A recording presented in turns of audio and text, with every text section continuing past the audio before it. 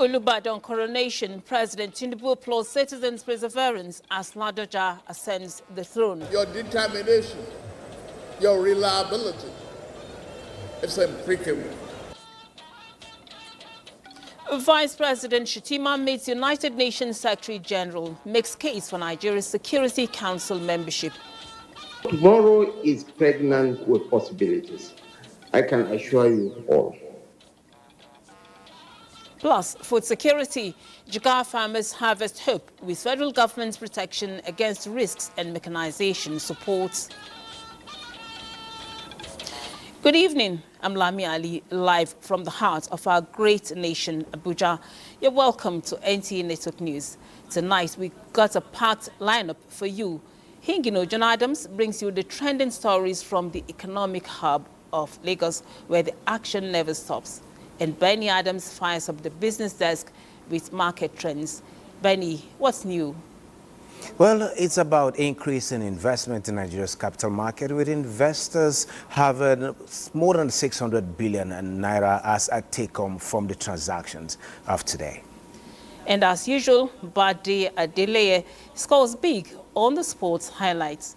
Bade, tell us what's new in the world of sports. Well, Nigeria's representatives, Remo Stars, are through to the second preliminary round of the CAF Champions League. And of course, league action returns in Nigeria, on the continent, and other parts of the world this weekend, with some live on the NTA. All right, this newscast is streaming live on our website, nca.ng/live. NTA is also on X as NTA News Now. You can also follow us across other social media platforms. Our other handles are displayed on the screen. It's time to get informed as we bring Nigeria's stories to life. We begin from Ibadan, where President Bola Tinubu once again acknowledged the patience and perseverance of Nigerians through the reforms, which he says has placed the country's economy on a sound footing for prosperity. The president spoke as he graced the coronation of the 44th Olubadan of Ibadan land. Oba Rashidi Ladoja, State House correspondent Musmaud and Wahab was there.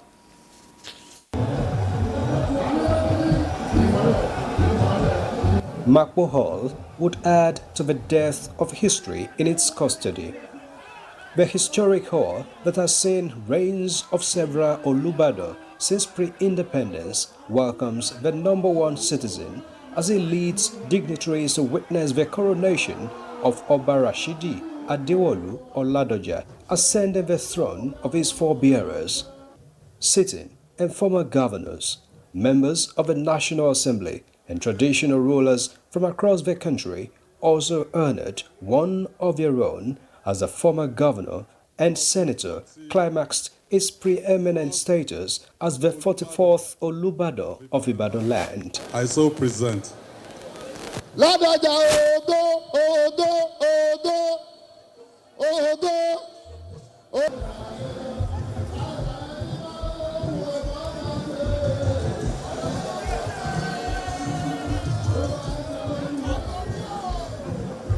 Oba Ladoja thanked President Bola Tinubu for the honor of witnessing his big day, while promising to dedicate himself to the service and development of Ibadan land as he canvassed the creation of Ibadan State.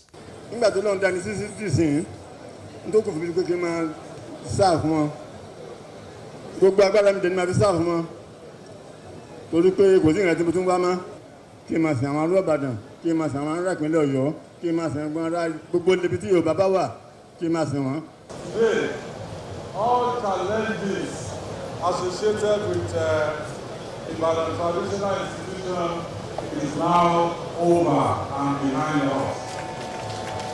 Congratulating the new monarch, President Tinubu recounted their journey together through the political landscape, attesting to the remarkable qualities of the king. If I start to recall the moment in the Senate and the struggle that we had together, you as the governor, the history of the impeachment, your comeback story, your perseverance, your resilience, your determination, your reliability, it's impeccable. Kábíyèsí, Adé-Apẹ́-lórí. And to the indigents and residents of Ibadan. The president appreciated them for their support all the way, as well as their resilience through the initial hardship occasioned by his reforms. But now, he assures once again that the darkest moment of the economy is over. There is a bright light at the end of the tunnel. Your suffering is a pain of a painful surgery. But it's now returned to the moment of growth and prosperity is awaiting us ahead. Thank you for your perseverance. Thank you for your endurance. Thank you for your understanding. Oba Rashidi Adewolu Oladoja, an accomplished businessman and politician born in 1944, becomes the 44th Olubadan following the demise of Oba Owolabi Olakulehin 2 months ago. President Bola Tinubu is now in Lagos on official visits. Musbah and Wahab, NC News. Vice President Kashim Shettima has met with United Nations Secretary General Antonio Guterres at the United Nations headquarters to discuss key issues, including Nigeria's quest for a permanent seat on the United Nations Security Council and other matters of mutual interest. State House correspondent Abdurrahman Jibrila reports. Nigeria at the United Nations building, aspiring to become a permanent member of the UN Security Council. The two leaders also held bilateral discussions focusing on achieving the Sustainable Development Goals, climate change, collaboration on strengthening democracy in Nigeria, and partnership with the UNDP on regional initiatives for democracy and security. We're also partnering with the UNDP on a regional partnership for democracy, security in the region. And the VP further emphasized the need for the UN to support Nigeria even more so that we achieve more. And the fact that we are aspiring to become a permanent member of the UN Security Council. In fact, it was the Secretary General that commended the Vice President for stressing that in his speech. Was the SG's comment on artificial intelligence and their hope and expectation that Nigeria will continue to play a significant role there. I think he was extremely happy when we mentioned to him that Nigeria, just a few days ago, released our first multilingual, multimodal large languages, the first one on the African continent that is backed by any government. So that part of the conversation came out true. Even when we were walking out, he still mentioned that he would love to see Nigeria also supporting other African countries to make sure that Africa is not left behind in artificial intelligence, that we can actually leverage it properly for development. The Secretary General also assured us of continued support to improve our capacity, authenticate our National Social Register, and also bring more funds available to Nigeria for further humanitarian intervention and poverty reduction activities. Vice President Kashim Shettima also held a bilateral meeting with the Deputy Prime Minister of the United Kingdom, David Lammy. The UK and Nigerian leaders pledged to deepen cooperation in trade, defense and migration. Kashim Shettima, the Vice President of Nigeria. I relate with nations and organizations on the pedestal of equality. The Vice President also attended the Global Leadership Council meeting, assuring that Nigeria is poised to leverage opportunities in the digital space to engage youths and empower women and girls. So tomorrow is pregnant with possibilities. I can assure you all that Africa will rise, and it's already rising. And honestly, we have no business being poor, honestly. There is a new scramble for Africa. The scramble is for the scarce resources, for the rare minerals that will drive the transformation of the next 20, 30, 40 years. The macro environment is actually quite attractive. The Global Leadership Council meeting held at UNICEF headquarters brought together heads of state and other key stakeholders to analyze and co-create and deliver innovative solutions on a global scale. From New York, Abraham Jibrila, NTA News. And Nigeria's Foreign Affairs Minister Yusuf Tuga has commended Vice President Kashim Shettima's statements at the 80th United Nations General Assembly, describing it as bold and inclusive. Tuga noted that the address struck a balance between national priorities and regional obligations, positioning Nigeria as a strong advocate for UN reform, fair economic structures, and shared responsibility for peace and security in Africa, particularly West Africa. He highlighted Nigeria's enduring role in peacekeeping, emphasizing that no country is safe until all are safe, and no region can prosper unless its entire people are included. At the 80th United Nations General Assembly, Nigeria's Minister of State for Health, Dr. Isiaq Salako, urged for enhanced global investment to tackle non-communicable diseases, NCDs, and promote mental health, highlighting Nigeria's achievements. He mentioned the development of a national NCD policy, establishment of 6 cancer centers of excellence, and a successful HPV vaccination campaign that protected millions of adolescent girls from cervical cancer. Dr. Salako emphasized that collective action, sharing best practices, and renewed investments are crucial to reducing premature mortality from NCDs by 2030 and advancing mental health and well-being globally. Minister of State for Works Bello Muhammad Gurunyu says Nigerian engineers, both at home and in the diaspora, are the true backbone of the country's development and sustainability drive. He said this at the 2025 conference of the Nigerian Society of Engineers London branch, where he represented President Bola Tinubu and addressed professionals, partners and stakeholders. Usman Zubairu reports. Nigeria's greatest asset are not in oil or gas, but are determined, skilled and intelligent people who are the true backbone of the country's development from all aspects of the nation's economy and diversity.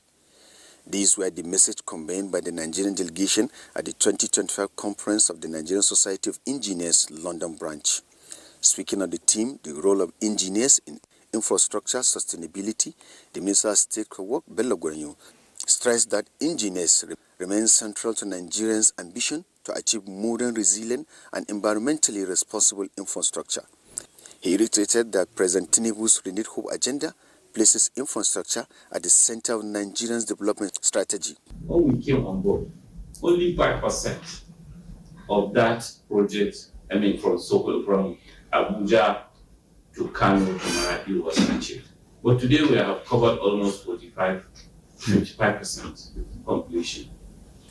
The Minister of State challenged engineers to integrate resilience, adaptability and green technologies into their work, while also strengthening Nigerian maintenance culture.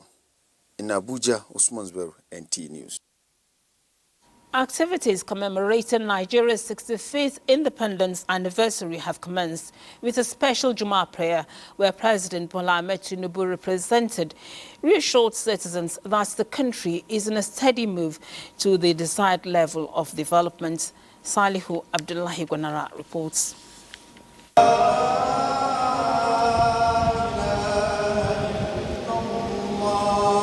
It is a strong spiritual solidarity for the most populous black nation in the world, seeking more blessings from Almighty Allah for more prosperous years ahead.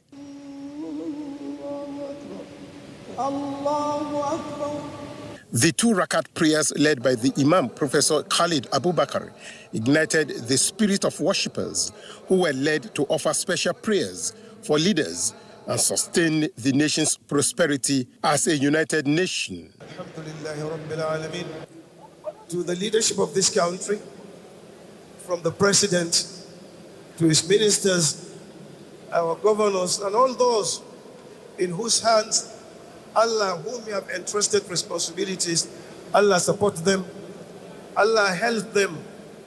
Allah guide them aright. For all of us, and this is the theme of this year's anniversary, that all hands should be on deck for the progress and for the development of our dear nation. President Bola Tinubu, represented by the Minister of Information and National Orientation, Mohammed Idris, says Nigeria at 65 is a worthwhile celebration in view of the uniqueness of governance within the last few years. The president is asking all Nigerians to forget about whatever differences that there are. Differences will always be there. But there is the message of hope, message of unity, message of togetherness that all of us need to imbibe so that all of us can come together towards the progress and the prosperity that Mr. President has promised Nigerians when he took office. Alhamdulillah, after the second year of Mr. President in office, we have witnessed significant growth in our economy, significant improvement in our security, significant improvement in agriculture and other spheres. The challenges remain, but what is important, as the President always says, is that we are on a march towards that sustainable prosperity that he has promised us. Pray for the citizens of Nigeria, and also to advise them to still be tolerant in some of the policies of President Bola Ahmed Tinubu, and they've started working. It's also the moment to pray for our leaders, for Almighty Allah to guide them aright, for all of us to live in peace, and development and tranquility with each other, to understand each other, to respect each other, and to move forward.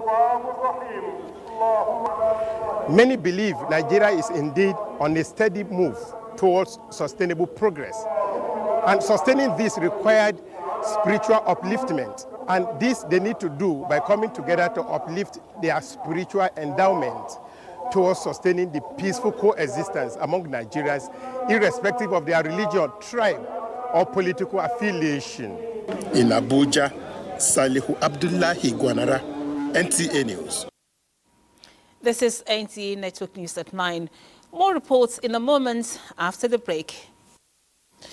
To boost the fight against illicit drugs in Nigeria, the National Drug Law Enforcement Agency, NDLEA, has commissioned a canine complex donated by German government in Lagos. The Chairman, Chief Executive Officer of the National Drug Law Enforcement Agency, Brigadier General Mohammed Buba Marwa, retired, commended the German government for its numerous supports to NDLEA, noting that the sniffer dogs have been instrumental to the seizure of over 17.932 metric tons of various illicit substances since their deployment. The German Consul General, Mr. Daniel Kroll, said the success of NDLEA's operation is not only helping to keep Nigeria safe, but also of great benefit to Germany. The commissioning of the new NDLEA dog facility marks a significant milestone in the history of the collaboration between the agency and the governments of the Federal Republic of Germany. Now, the fight against corruption has received another boost as the Economic and Financial Crimes Commission, EFCC, graduates 404,000 additional cadets. This is to enable the Commission face the challenges confronting the anti-corruption crusade head-on. We now bring you the reports. These are the new foot soldiers after months of rigorous physical training and academic exercises aimed at preparing them for the task ahead, which is combating economic and financial crimes in the country. With 294 superintendents and 110 inspectors ready to join the anti-corruption voyage, integrity and professionalism become the watchword. Prepare your minds to be professional and diligent. Sanctions and punitive measures against corrupt practices by officers of the Commission are very stiff, and I repeat, are very stiff. Please prepare yourself that you are going into an assignment for the benefit of Nigeria.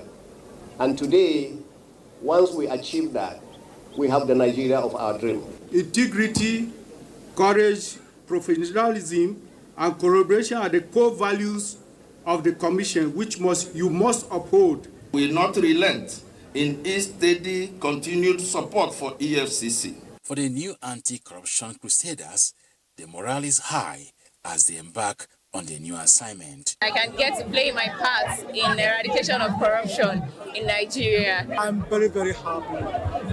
I have something that I will not forget about it. With these newly injected officers, the workforce of the commission is expected to be upscaled. And every fallen hero is a family left behind to carry on the burden of grief and survival. To alleviate the plight of widows, the National Defense College Officers' Wives Association is empowering widows of the fallen heroes with skills to support their healing process. Defense correspondent Ismail Musa reports. The sound of guns at the battlefield may have ended for their husbands, but for many widows of the fallen heroes, the battle is far from over. The trauma of sudden loss and the doubting reality of being both mother and father to their children, these are silent wounds that hardly make news. The brave men of the Nigerian military who paid the ultimate price for... To address this, the National Defense College Officers' Wives Association organized this workshop to help widows of the fallen heroes move beyond the grief. To ensure that the women know that they have a support system here and to give them key take-homes that they can use, practicalize through their journey in widowhood, not just to always be down. There will be those down moments, but we wanted to make sure that they are empowered to go on this journey of widowhood. It doesn't matter the phase of grief they experience, whether the wave, whether the high or the low. I am confident that they are going home with tools, natural tools, but not just the widows, but every other wife that is here, every other person that attended, they now know how to support somebody going through grief.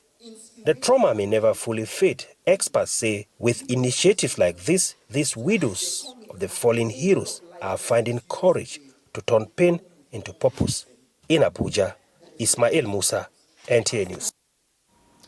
We go to Borno, where the state governor, Babakana Umar Zulum, has directed chairmen of the 27 local government areas to scale up awareness campaign on routine immunization in between rounds and integrated measles campaign.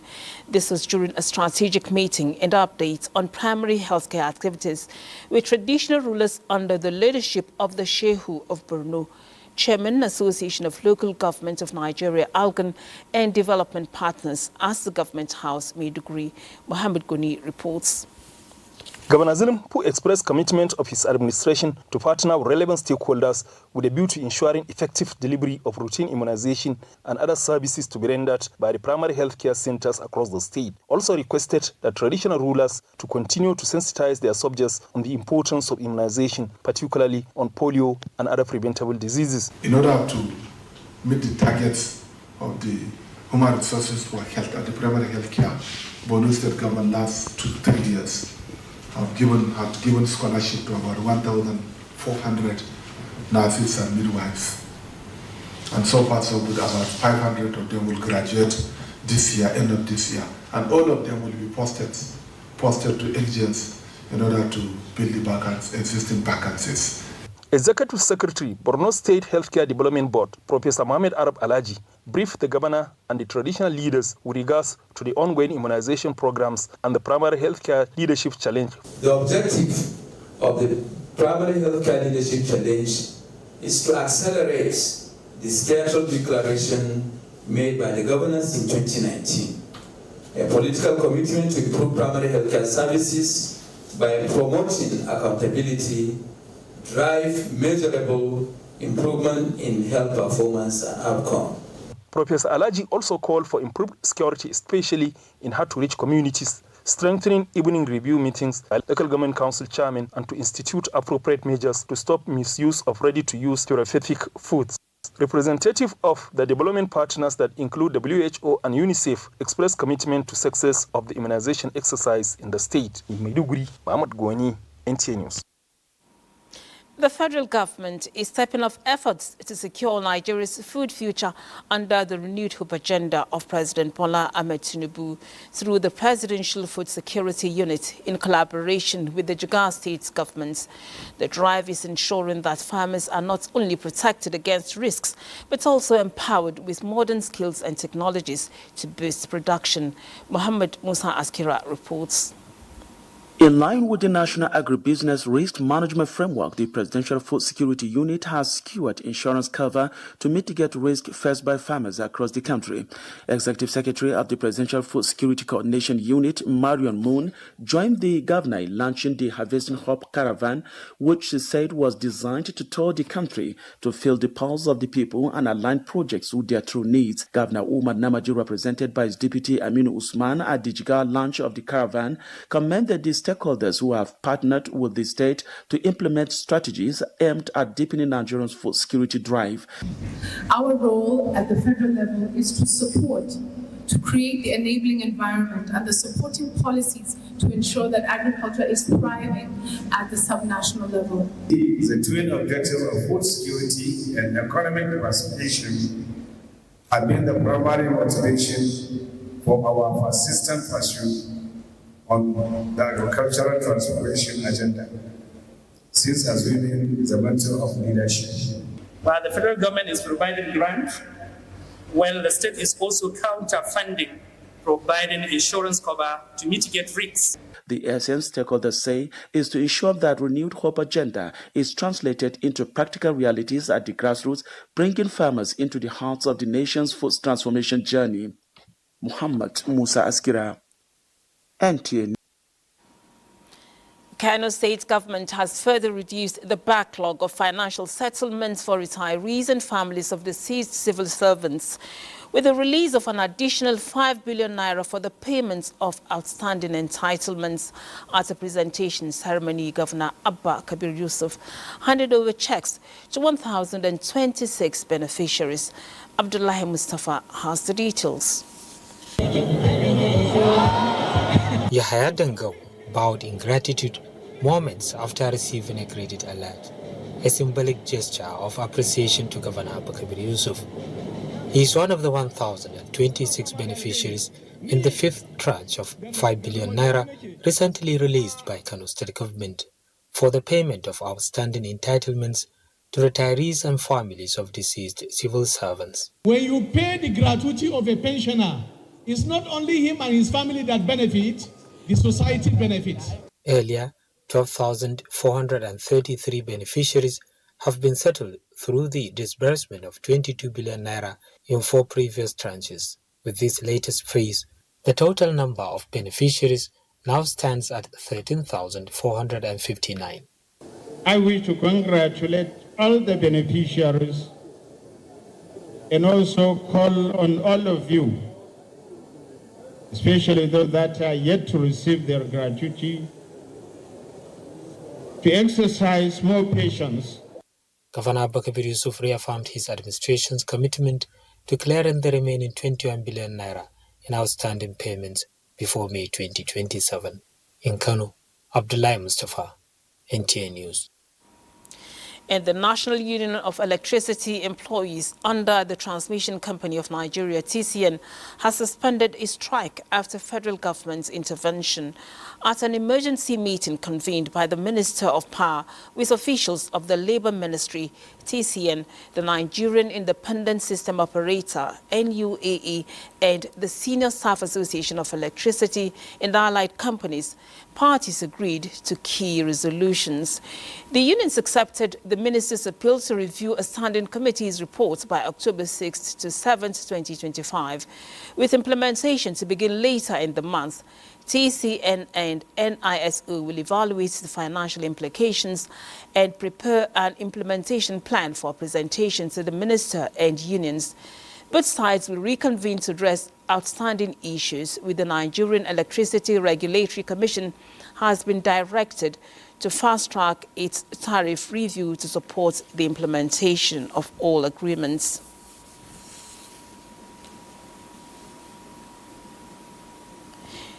The Road Transport Employers Association of Nigeria, RTN, has appointed Comrade Henry Ejiofor Ugu as its new National Secretary General. This appointment follows the recommendations of a fact-finding committee's report submitted to the National Executive Council of RTN. Ugu, who previously served as Deputy Secretary General, has held various roles within the association. The appointment is in line with the RTN's constitution, which grants the National Executive President the authority to appoint the Secretary General. This development comes after allegations of abuse of office were leveled against the former Secretary General, leading to a NEC meeting that approved the new appointments. We now take you to our Lagos studio, where Hingino is standing by with more reports. It's over to you, Hingino.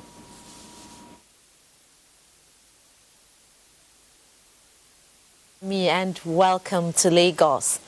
To entrench the tradition of collective efforts in safeguarding the nation's critical assets, the Nigeria Security and Civil Defense Corps, NSCDC, Lagos State Command, has spearheaded a stakeholders collaboration meeting in creating strategic plan towards safeguarding the infrastructures under the Critical National Asset and Infrastructure Protection Guide. Lanre Belei has details. The increasing attacks on the nation's public infrastructure by terror groups and vandals led to the inauguration of Coordinating Council for Critical National Assets and Infrastructure Protection in Nigeria, SINAI. This is evident that decisive steps towards tackling national assets, vandalization, and theft have begun. The primary action is to harmonize and strengthen cooperation amongst critical stakeholders, from security agents, infrastructure owners and operators, as well as communities. Going forward, we will have further engagement with security agencies alone.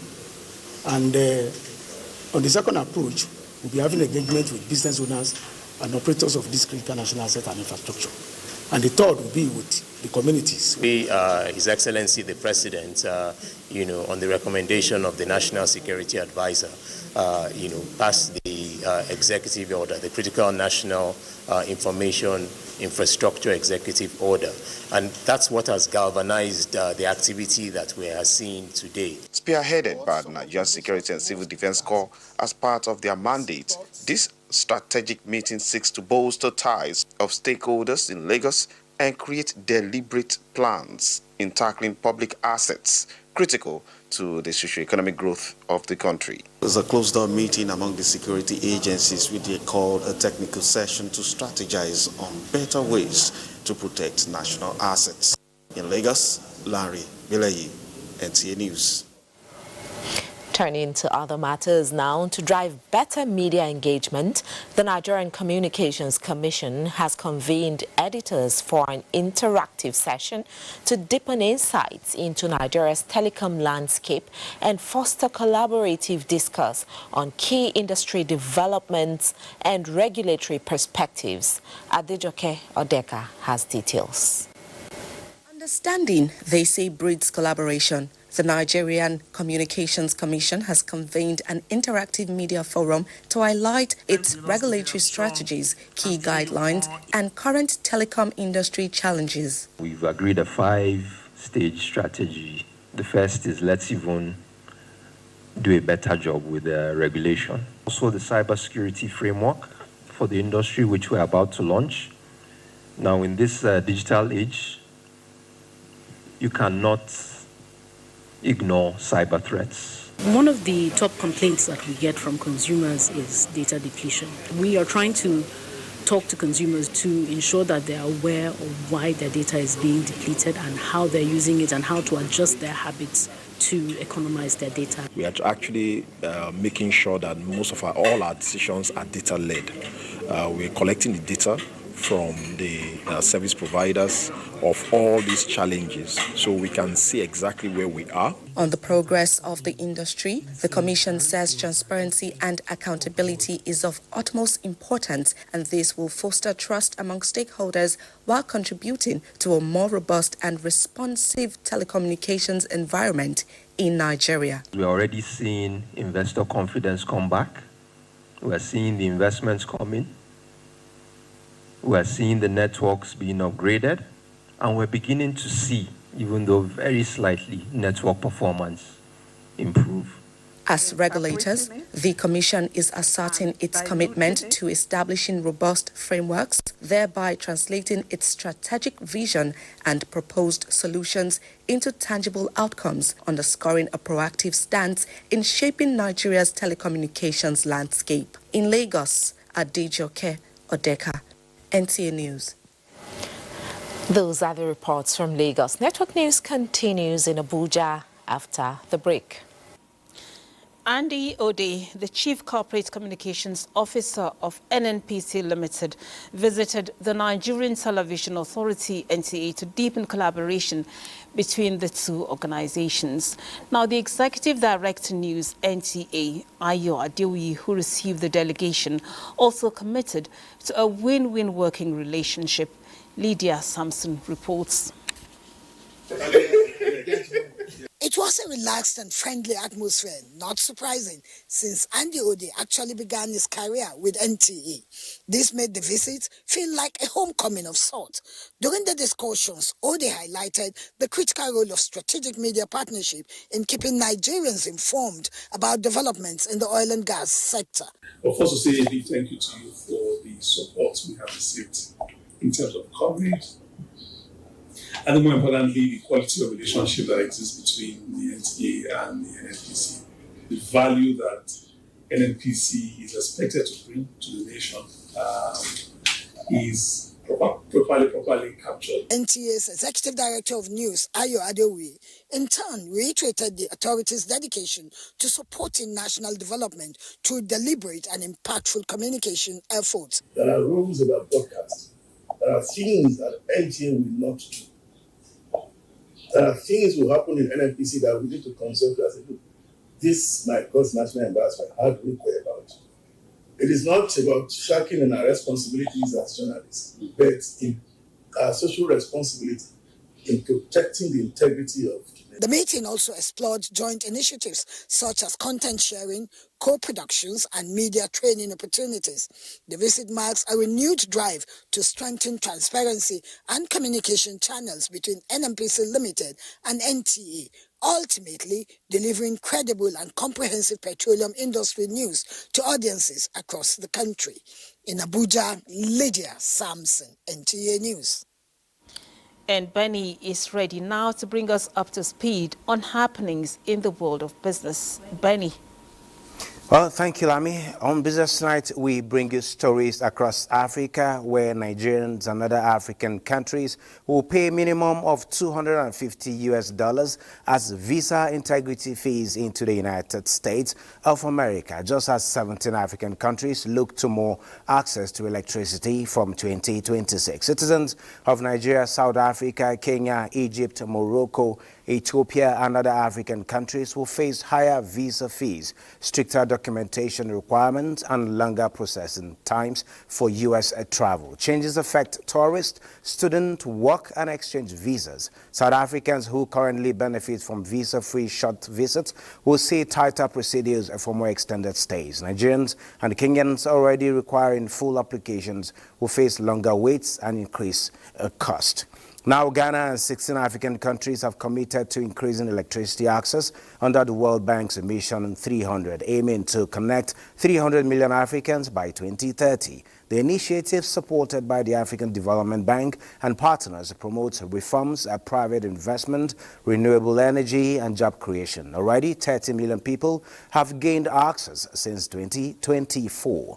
And moving on, Japan has scrapped its Africa Hometown Initiative, which linked cities with Nigeria, Ghana, Mozambique, and Tanzania after public uproar over fears of mass immigration. The program, agreed during President Tinubu's August visit, aimed to foster grassroots cultural exchange, but sparked anti-immigration sentiment and heavy criticisms, with some cities receiving hundreds of complaints daily, despite clarifications from JICA and the Nigerian government. Concerns persisted, leading to cancellation.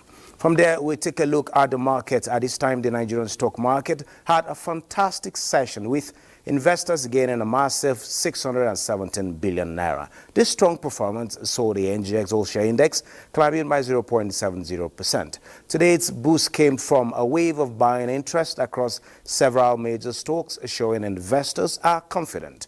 And while fewer shares were moved than before, the focus was on high-quality, high-value stocks, fueling a great day for investors' wealth. And looking at the South African market at this time, the JSE Top 40 Index ended trading today higher, extending a positive trend. The index closing figures were a closing value of 99,706 basis points. The daily change was up by 1.02%. Now, the broader JSE All-Share Index also rose by 0.85%. Looking at the Kenya Nairobi Securities Exchange at this time also ended trading slightly higher with closing value at 177.89. Daily change up by 0.09 basis points. Other key indices also moved modest gains. And lastly, looking at the Tunisian market, Tunisia closed the trading day positive, but with a slight decline from yesterday's transaction, down by 0.67 basis points. That is it on the business at this time. But before we continue, let's take another break at this time. And Bade brings us sports news. Many thanks, Lami. Let's begin with golf as the TYB International Golf Resort and Country Club, Abuja, ushers in Nigeria's 65th anniversary celebrations with an independence golf tournament. The club has stepped it up a notch by putting up new facilities to ensure smooth play on and off the course. The new facilities include a new golf practice range, back nine starter shed, midway hut, and cat house. They were commissioned on Friday by the former Chief of Army Staff, Lieutenant General Farouk Yahya, retired. For this gesture, and appreciate the golfers also for what they have done, and encourage them to continue. There are other teams that are on board to come. So we encourage others also to be on board and support. Straight to football now. Nigeria's representatives, Remo Stars, booked their place in the second preliminary round of the CAF Champions League with a composed 1-0 victory over US Milbajo in Moroni on Friday, completing a 5-0 aggregate win. Alex Oyowa settled to the second leg on the 74th minutes, guiding home the Knights' only goal to silence a lively Stade Moroni and cap a professional away display for the Nigerians. Remo Stars will now face South African giants Mamelodi Sundowns in the second and final qualifying round for a place in the morning spinning group stages of the CAF Champions League. That does it on Sports Tonight, but remember, the Premier League returns on 98 this weekend at 3. Thank you, Badi. Now, President Bola Ahmed Tinubu has mourned the passing of Chief Oludolapo Ibukun Kinkugbe, a pioneering pharmacist, entrepreneur, philanthropist, and co-founder of Spectrum Books. The president described him as a man of vision and industry whose contributions to healthcare, education, and entrepreneurship helped shape modern Nigeria. The president extended condolences to his family and the pharmaceutical, education, and publishing sectors while praying for the peaceful repose of his soul. And that's a wrap on NTA Network News for tonight. We thank you for being a part of it. Do have a good weekend. I am Lami Ali.